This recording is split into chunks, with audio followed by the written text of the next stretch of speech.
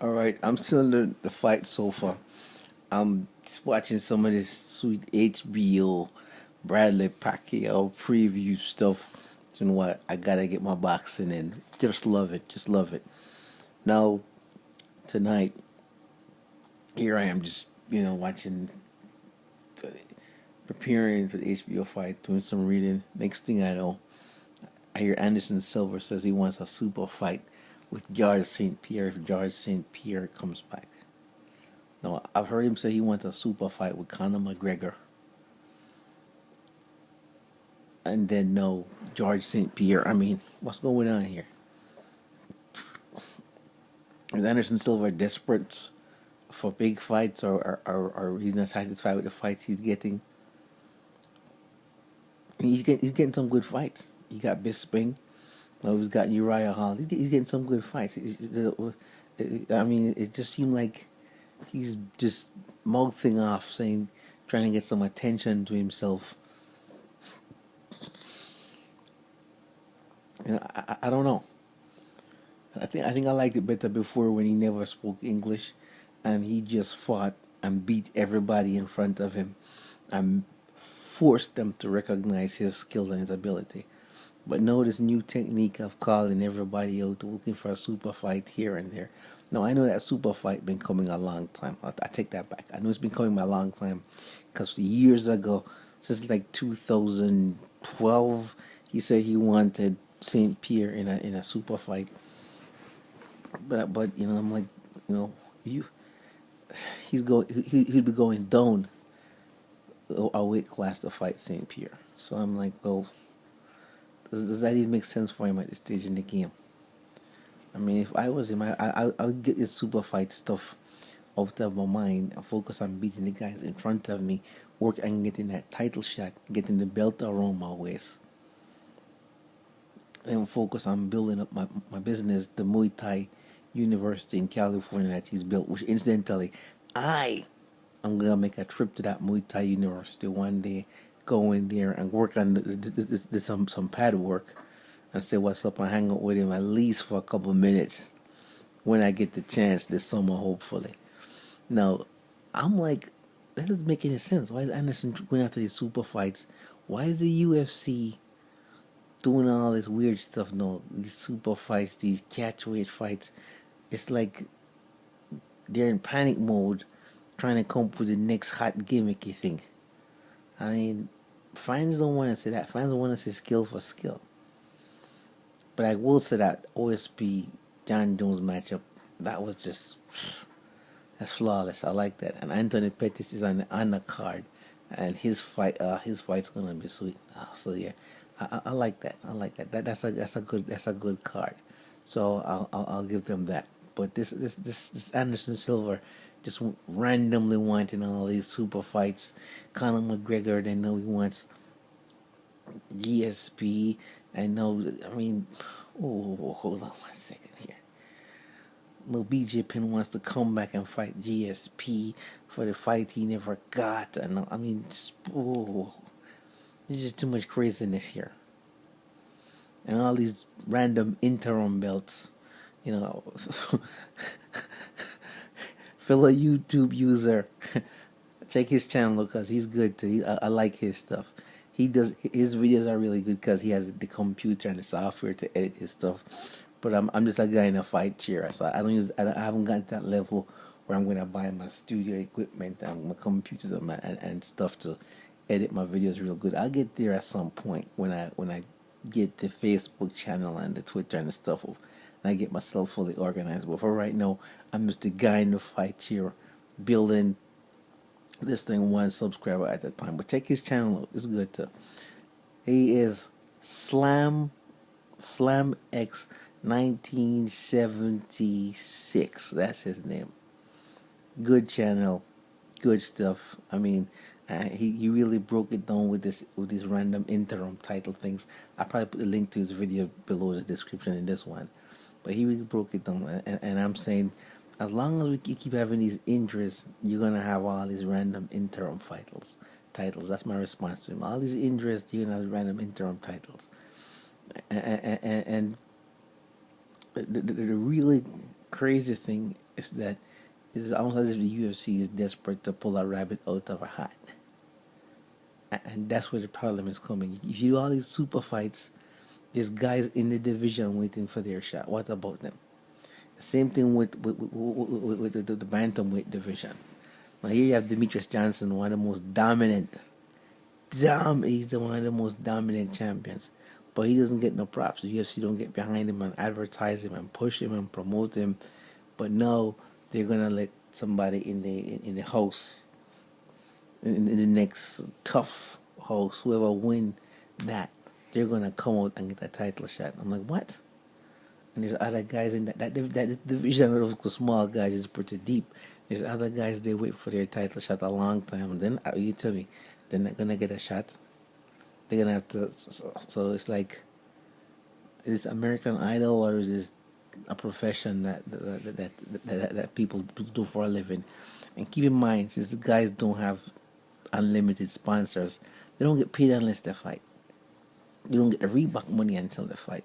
So during that time, the gym fees and the gym membership and the regular car notes and house notes and rents, those bills are coming in.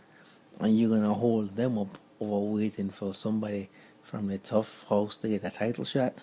That don't make any sense. I mean, this is why people leaving the UFC, because they can't put up with the craziness. They need consistent money, you know. And now Anderson Silva realized, hey, this is like, well, I'm 41 now, I'm getting up there. I got maybe 8 or 10 more good fights left in me. No offense to him, he's a legend. He's a legend. So now he's thinking, hey, I'm either going to fight and grab the money or try and fight and go after the belt or something. But I got to make something happen to myself and bring some attention to myself in the division so I can start getting my name out there and start marketing more aggressively. Hey, that's fine, Anderson, but do me a favor. All you got to do is stop showboating, beat Uriah Hall, collect your money, and the next guy they put in front of you, beat that guy. Just beat everybody up. Because after you finish beating everybody up, I assure you, you'll be the only one left to fight Luke Rockhold when the time comes. So that's all you gotta do. Don't push this thing. Don't get distracted. Don't go in other divisions. Don't think you can jump around. Because same thing Conor McGregor said. Oh, the 2 belts will be active because I will go up and I will come down. Well, he's gone up, but he's never come down. I don't think he can even make the weight to come down. You understand? So it's like, what this super fight, catch fight stuff is getting out of hand. The UFC it's starting to get like WWF wrestling or WWE with Ric Flair, woo, and the Sting and those guys and the Undertaker. It's starting to get kind of WrestleMania weird type stuff. I just want to see people fight in the division, do what they're supposed to do in the division, don't hold up the promotion, and keep the fight cards going. Because it always seems like they have to scramble every time just to put a card together and then scramble again just to keep the card together. So I'm like, what in the world is going on? I know they're plagued by injuries, but just like how in theaters, when somebody's an actor, they have an understudy. The UFC, when they book an event, they have the money. They can just pay somebody and say, hey, listen, man, I'm booking John Jones versus Daniel Cormier. I need a backup guy. The backup guy gets 10 grand just to be on backup. Somebody get injured, the backup guy steps in. That's it. Don't run out and find people and give them last minute notice. Then they have to cut weight, dehydrate themselves, cycle down real fast, get their body revved up, and then go in there and get knocked out. Don't do that. Of course, there's only one person who can do that. Man, I'm still watching that Nate Diaz fight over and over and over and over and over again. Yeah, he opened a sweet can of whoop on Conor McGregor. Did you see when he punched him in the head to adjust that, to choke him up? Don't let me get, I'm getting distracted. But the whole point I'm making is that these fighters need to stay focused on in their division and stop behaving like they're in a sinking ship, so they have to do a money grab before it all goes down. That's what I'm noticing with the older fighters. Some of these guys, they're just fighting for the money and they'll take any fight. You know, I'm not gonna call any names. This I'm on, let me not call any names because next thing you know, I want an interview with them. I reach out to them on Twitter and then they start ignoring me. I'm not calling any names. But some of these guys, older fighters, they need to stop training business as usual, adjust to the new fighting style, learn new techniques, get more looks, bring in different boxing coaches in the camp, bring in different Muay Thai coaches. Stop doing the same old stuff and expect to win a fight. And listen, Silver, I'll let you slide because you seem to be more, you know. But Rashad Evans, I'm talking about you. Shogun, I'm talking about you. Lil Tomachida, I'm talking about you. I mean, the list is long. I can go on some more. But some of these guys who were legends, they're just taking the time and they're training the same old way. They're not adapting, they're not adjusting to new methods, new ways of doing things, learning and fine tuning their skills because the combat is such a deadly sport that it develops and it evolves in so many ways. I mean, you cannot get from the basic fundamentals. You have to know those, and you have to do those. But there are other things that in the sport that's advancing that you need to be upon. Okay, you can't just work on your boxing and then you wrestle, you take down the fence and expect to go in there and beat somebody. No, you're gonna get banged out. And that's what's happening to you older guys. That's why the gatekeepers getting smashed up. Chael Sonnen, all he used to do is work on his wrestling and his balance and then his boxing, and you see what happened.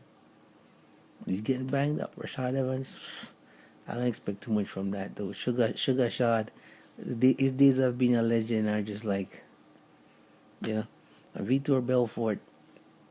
He's adapted to the new style of training. He's really refined himself and fine tuned. I dig that about him. I do like that about him. He's making that work. So but some of these older legends, just like look at Carlos Condit. Look at what he's doing, dude. He's refined himself. He is making it happen. You know, that's the kind of guys that you want to see. These older UFC fighters, they ride the bench, they try and get these super war dog fights to try and scoop up all the cash on the table. And as a fan, that pissed me off because I'm like, okay, well, all right, you had the super fight, then what's next? The same thing with this Nate Diaz thing. Conor got the super fight, boom, he lost it. What's next? I mean, after a while, the inconsistency started to make me just say, well, wow. There's no use for the weight classes then if you're gonna randomly just mix people up and give out interim belts. It's like a madhouse over there. Yeah, it's like this is hard to explain, but you can't operate like that. Just randomly just doing crap. You want to have some order. Put a good fight card together. Have backup people so that if somebody is injured or can't make it to the card, then you go to the backup guy. I mean, theaters do it. People players do it. They have an understudy. So if the main person get injured or hurt, no problem. The second guy will step in and and then the next thing too, that really just like just blows my mind. The heavyweight division. What's going on with that? You know what? Let me stop this video. I'll talk about the next video. I said I'm like way over time. My whole point is Anderson Silva, stay in the division, beat the guys in front of you, work on getting back your belt, building your legacy, building your Muay Thai training camp, the university that you established in California. Have the fans go there, sell your products, focus on that. These super fights and jumping around, it's not going to work for you. Because do not think that you're going to go down and beat GSP because GSP has been laid off for a while. Don't make that mistake. He's in Montreal training hard. And that dancing stuff he did with Bisping, that's not going to work with GSP. He's a pressure fighter. He has a low center of gravity, and he's not afraid to throw those low leg kicks. And you do have those screws in your shin, so he's gonna smash your shins up from under you. I wouldn't do it, Silva. I would stay in my division, beat whoever they put in front of me, and then focus on that. And the next thing that you need to understand is that, I'm not a GSP fan, I'm a Silva fan, but GSP has pure, raw, unadulterated strength. Why would you get distracted and go down one division just to fight that guy? If you want to test yourself, make the test for yourself be the quest to get the belt back. That's the ultimate test for every champion. The road to victory to get the gold and the glory back. Every king that's ever had a kingdom, the test for him is to take his kingdom back, not to lose his kingdom, then go down to another kingdom and take that kingdom over. No. You can only go up. That's my 2 cents from the fight so far, man. Peace out. And I got some new stuff I'm researching, some financial numbers I'm crunching. This Saturday is Pacquiao Bradley. I'm gonna be my old dolls and Papa John's in the fight cheer. I'm gonna enjoy that. Alright guys, peace out.